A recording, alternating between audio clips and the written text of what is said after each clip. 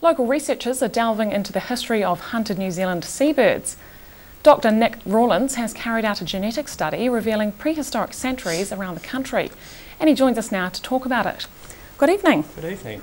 So firstly, tell us a bit about your study and what you wanted to find out.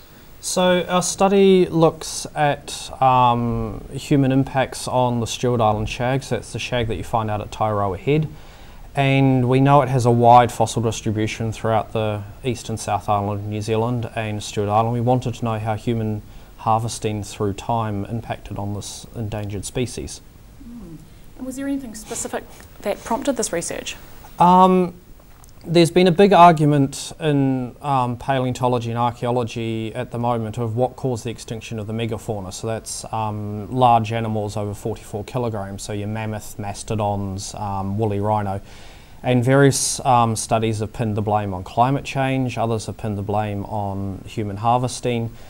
But no one's really had a geographic context like New Zealand, where we can say that humans arrived very late in the piece, about 1280 AD. And then when these extinctions occurred, that climate was stable. So we can really start teasing apart how human impact and human harvesting through time differed in different regions of New Zealand. And tell us about how you conducted the study.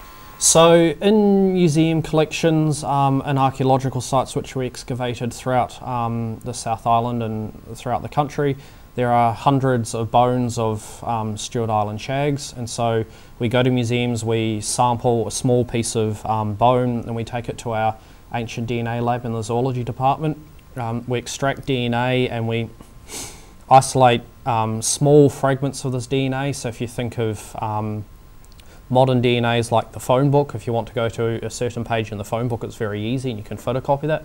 But if you place this phone book in an oven at 200 degrees Celsius, it becomes very dry and brittle. And so that's what we're working with. So we're having to find the very small, tiny fragments, amplify those up. And we combine that with radiocarbon dating and some computer modelling to work out how human harvesting impacted on these shags. And from all that work, what were the main findings? So what we have is the Stewart Island shag comes in two flavours. We have an Otago lineage and we have a lineage in Fovo Strait. Now the Otago lineage was spread throughout the entirety of the East and South Island, from Wairau Bar up near Marlborough Sounds down to the Southern Catlins. And within about 100 years of Polynesian arrival at 1380 AD, they've gone through a massive bottleneck where they've lost 99% of their population numbers, and they've contracted to just around Otago, where they survive on offshore islets. Now, compared to that, the Fovo Strait lineage wasn't really impacted by human harvesting at all. It had a very stable population history, is only ever found in Fovo Strait, and so that survived human hunting quite well. So it's just these very two vastly different signatures of human harvesting. And are there other countries likely to be interested in this research?